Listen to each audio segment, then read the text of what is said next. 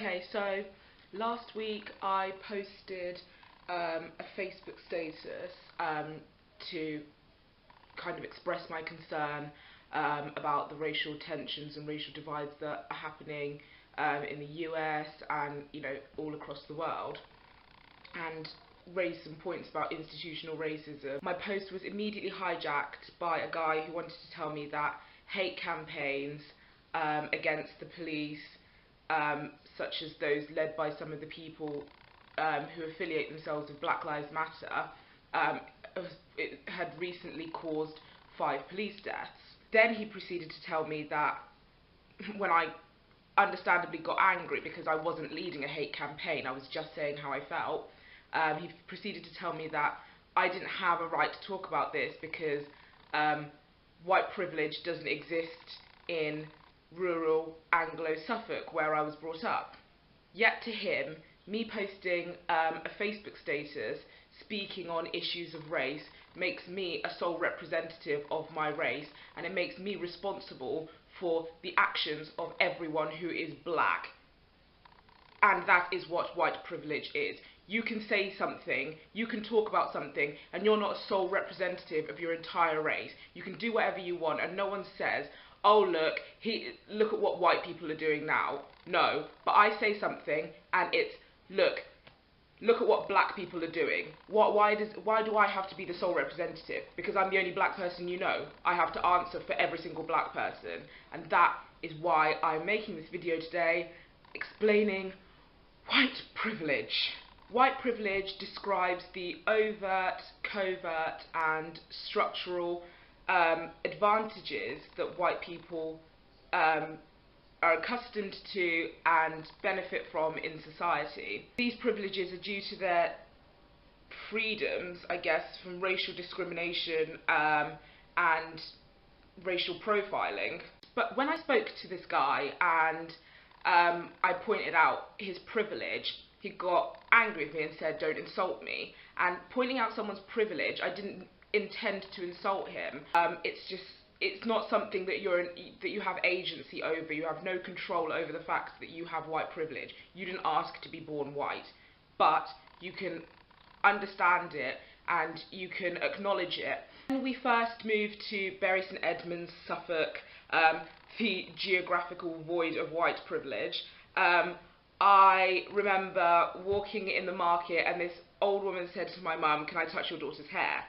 And that wasn't the first time I'd had just a complete stranger just touch my hair, just want to see what my hair feels like because it's different from theirs.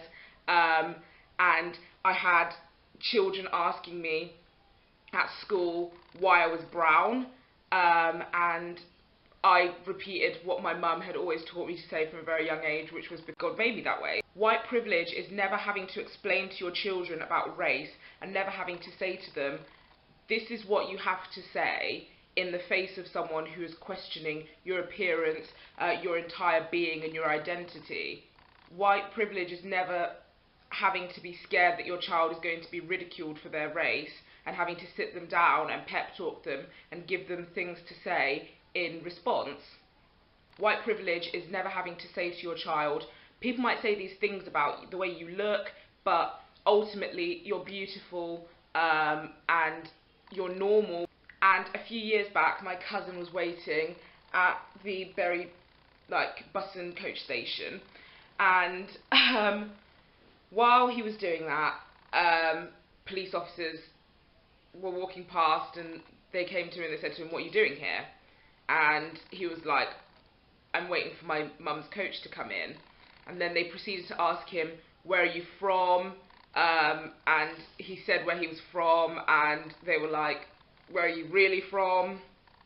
And they asked him a lot of personal questions and about personal details, just because he was waiting for his mum to come in from a coach in the evening. White privilege is never having your motives questioned. It's never having your appearance as a threat, your presence as suspicion. So the guy the other day, he said to me, "Don't act like you're hard done by. Don't act like you aren't privileged. Yes, I am. Maybe I went to university. Maybe I live in a nice house. Maybe we're not you know, hard done by financially, but I am not privileged because of my race. You might have a bad life. You might be sitting here and saying to me, my life is shit. My finances are a fucking mess. I can't get a job. All of this. Your life might be bad, but your life has never ever been bad because you are white.